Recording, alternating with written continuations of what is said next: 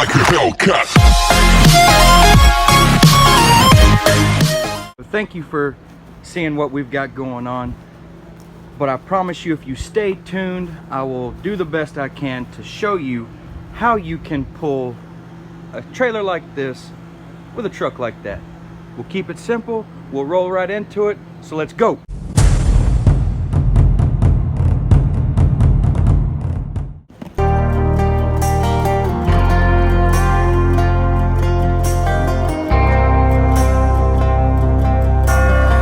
Outside of this one church town, there's a gold dirt road to a whole lot of nothing. Got a deed to the land, but it ain't my ground.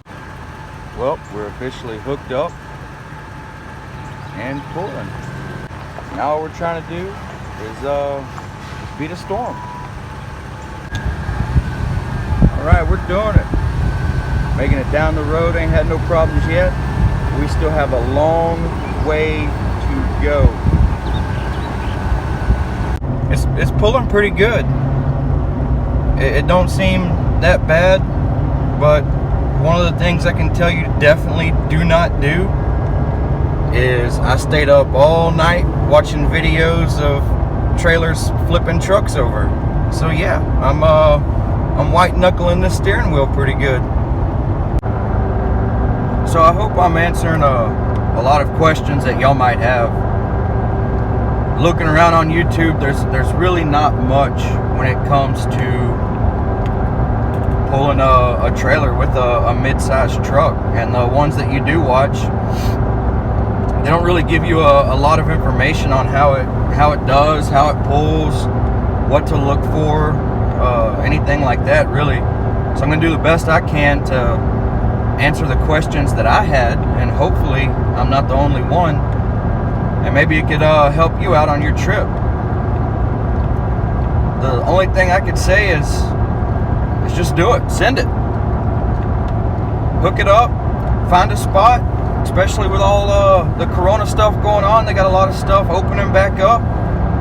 It'll be nice to get out of the house and actually do something with the family.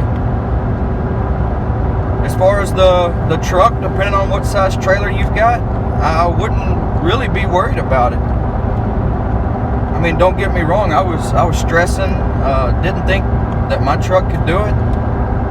But this old Tacoma, it's pulling a 21-foot travel trailer with a slide out. Do your research. I had some comments on the first video that I posted wondering how much could their vehicle pull. If you open your driver's side door, there's going to be a sticker, and that sticker will give you your weight charts and everything you need as far as what your vehicle can handle. And hopefully you still have the owner's manual. If not, you could always look it up from whatever manufacturer you have, whether it's Toyota, Dodge, General Motors. You can go on their website and pull up the vehicle you have, and they'll give you a full description, find my words here, of what you could do.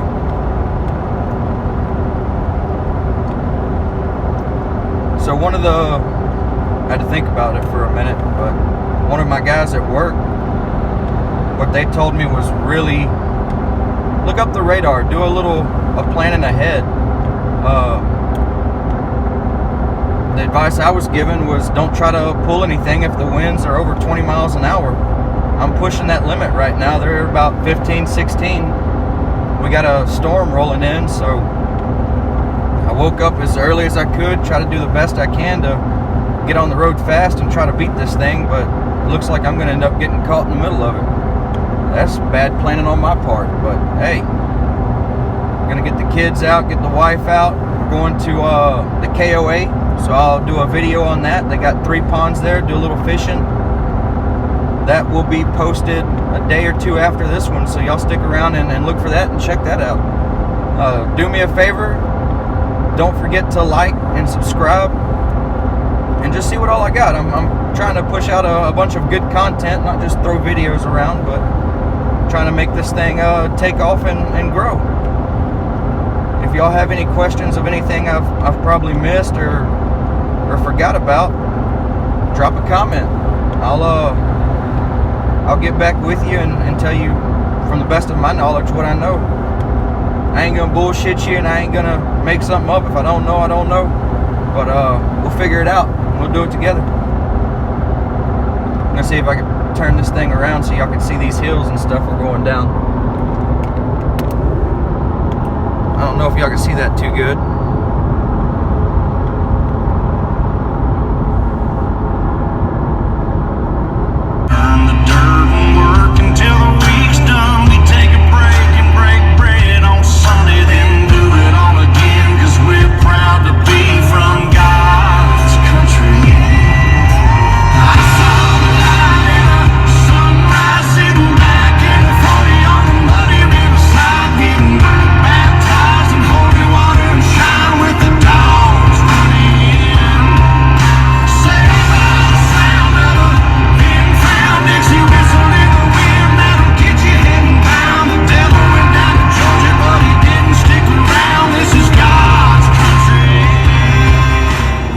Coming this way, the only thing I was really kind of worried about was all the hills that you have to cross to get to the lake.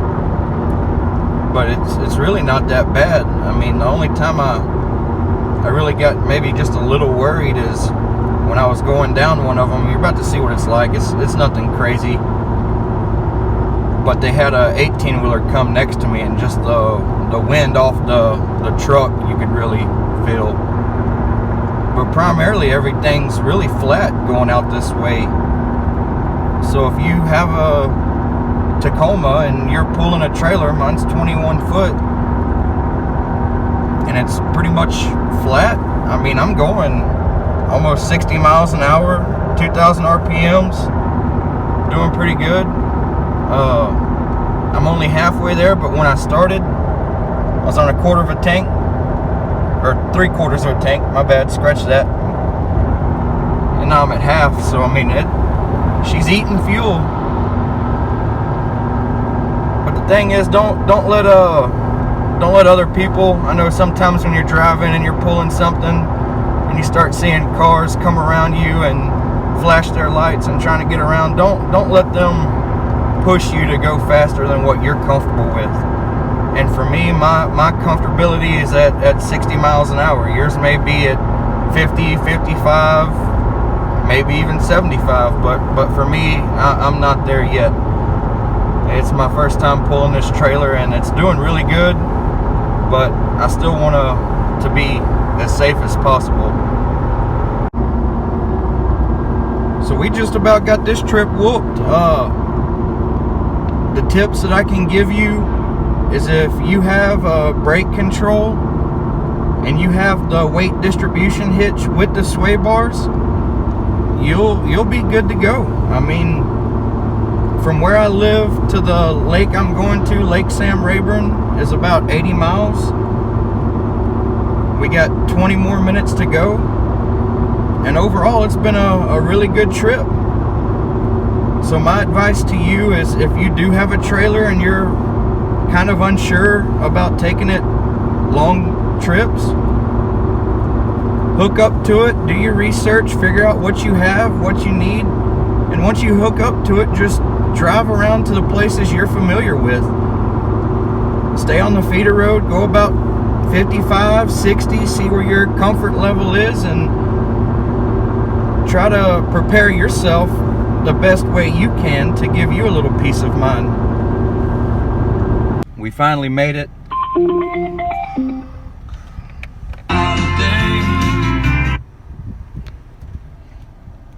gonna have to edit that one out, but y'all ain't gonna know about it. That's what happens when you don't turn your phone off and it rings and you're trying to talk. Just completely throws you off track. So where was I? Find my words. Where are we at? All right, here we go. 77 miles. We finally made it. But me being me, not paying attention, I passed it up. So now, maybe y'all could see that. I don't know where I'm at. I'm gonna have to get back on the GPS. But I know it's not that far down the road, so it's not like I'm plumb lost. But held around pretty good. I mean, trailers coming by me, trucks coming by me, didn't really faze me much. I did notice, and this may help y'all out depending on where y'all live, going up and down hills. So I haven't figured the trick out for that one yet.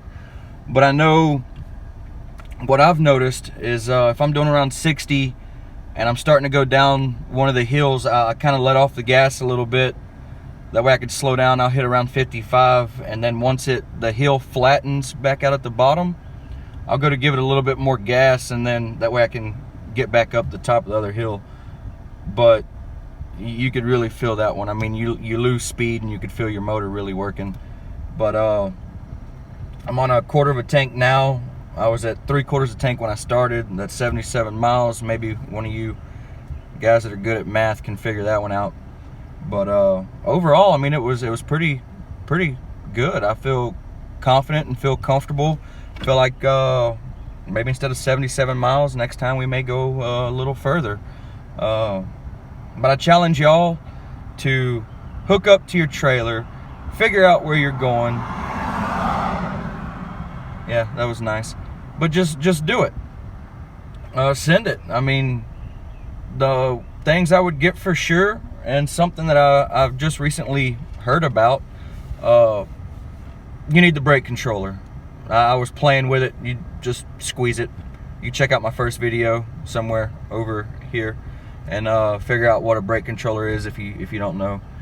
But it's got a little button on it that you could push, so if you're going down the hill, you could feel the weight of the trailer. I'd kind of squeeze it a little bit, and it engages the brakes on the travel trailer to make it kind of pull away from you. That way you don't have all that weight pushing you down, right?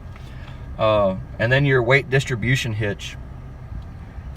I have felt a huge difference from when I didn't have it to now that I do have it. I didn't install it myself.